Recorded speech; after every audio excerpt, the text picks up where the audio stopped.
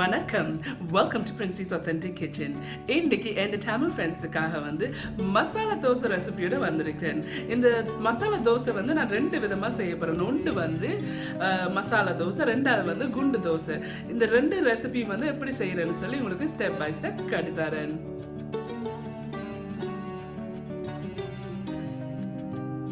Subscribe to my channel and hit the bell icon to get notified any updates. ஒரு cup வெள்ளை பச்சரிசி இருக்கு. இதை நான் 2 மணித்தியாலம் ஊற வச்சிருக்கேன். அரை கப் உளுந்தும் 1 டீஸ்பூன் வெந்தயம் இருக்குது. இதை நான் 2 மணித்தியாலம் ஊற வச்சேன். நான் இப்போ இது ரெண்டையும் நான் ஒண்டா போட்டுட்டு இதை நல்ல வடிவாக கழுவி எடுக்க போகிறேன். உளுந்து அரிசியும் வெந்தயம் ஊற வச்சதை நான் வடிவாக கழுவி எடுத்து வச்சிருக்கேன். அரை டீஸ்பூன் மிளகு, அரை டீஸ்பூன் சீரகம், ஒரு வெங்காயம் நான் கிரைண்டரில் போட்டு நல்லா பட்டை அரைக்க போகிறேன். கொஞ்சம் தண்ணி சேர்த்து இதுக்குள்ள நான் கொஞ்சம் தண்ணி சேர்க்க போகிறேன்.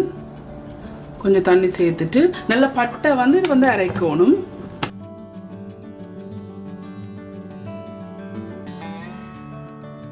இது நல்ல பட்டை அரைச்சிருக்கிறேன். இந்த பாருங்க.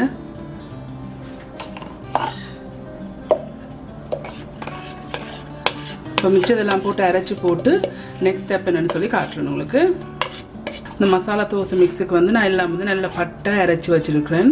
இதுக்கு 1 டீஸ்பூன் பேக்கிங் பவுடர், தேவையான அளவு மஞ்சள் போடுங்க உங்களுக்கு விருப்பமான மாதிரி.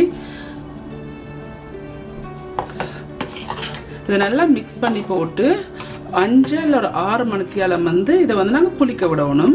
நான் இதெல்லாம் புளிச்ச பிறகு என்ன மாதிரி செய்கிறேன்னு சொல்லி அடுத்த ஸ்டெப் காட்டுத்தாரேன். மசாலா தோசை மிக்ஸ் நல்லா புளிச்சிட்டுது. 5 மணித்தியாலம் புளிக்க வச்சு நான்.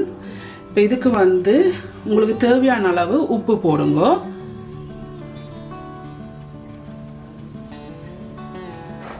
Teaspoon baking powder. இதை நல்லா மிக்ஸ் பண்ணணும்.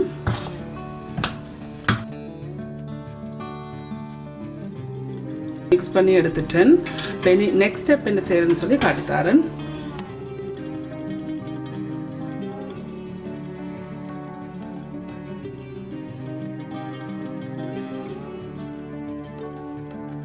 இது கொஞ்சம் நல்லெண்ணெய் டேஸ்ட்டுக்கு விடுங்க.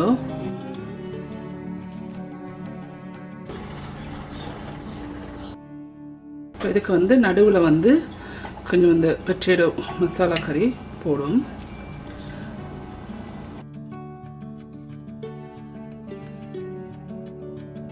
இதை 2 பக்கம், இந்த பக்கத்துலேருந்து இங்கால திருப்பி விட்டுட்டு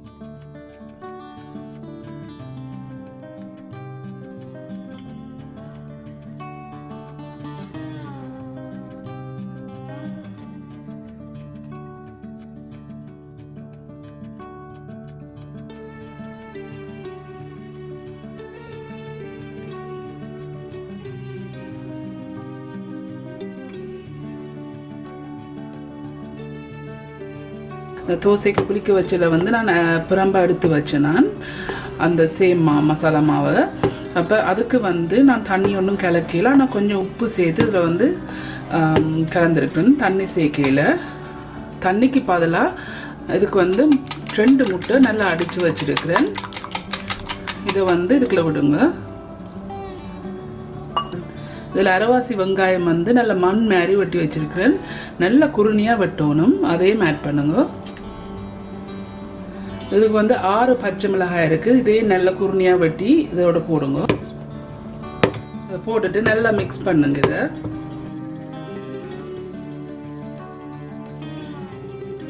உங்களுக்கு விருப்பம் என்று சொன்னால் இதுக்குள்ள வந்து நான் சில வேளை கருவேப்பிலை போடுறேன், பட் இன்றைக்கு நான் போடல. உங்களுக்கு விருப்பம் என்று சொன்னால் கருவேப்பிலை இல்லாட்டி மல்லியில் நல்லா வந்து சின்ன வெட்டிட்டு இதோட சேர்த்து போடலாம். ஓகே, இது ரெடி. நான் செய்து காட்டுறேன்.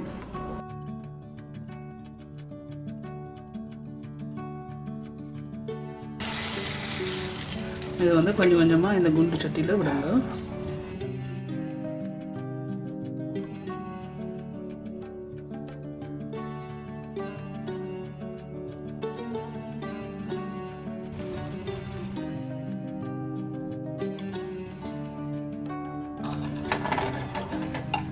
இப்போ வந்து ஒரு 4-5 நிமிஷமாக இது வெந்தோன்னு இருக்குது.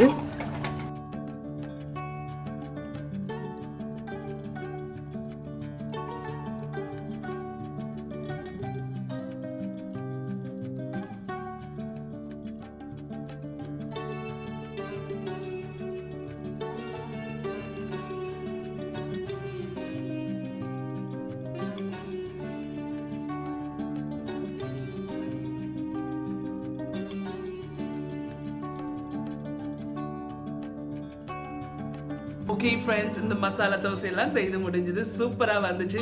கண்டிப்பாக நீங்கள் இந்த ரெசிபியை ட்ரை பண்ணி பாருங்கள். உங்களோட காமெண்ட்ஸில் வந்து கீழே விடுங்க. உங்களுக்கு இந்த வீடியோ பிடிச்சிருந்தேன்னு சொன்னால் தம்ஸ் அப் பண்ணுங்கள். மற்ற வந்து என் சேனல் வந்து உங்களுக்கு இன்ட்ரெஸ்டிங்காக பிடிச்சிருந்தான்னு சொன்னால் சப்ஸ்கிரைப் பட்டன் அமுத்தி அதுக்கு பக்கத்தில் இருக்க பெல் ஐக்கானை அமுத்தி எனக்கு ஒரு சப்போர்ட் தாங்க. மீண்டும் இன்னொரு இன்ட்ரெஸ்டிங்கான டிஷ்ஷில் சந்திக்கும் வரையும் நன்றி, வணக்கம்.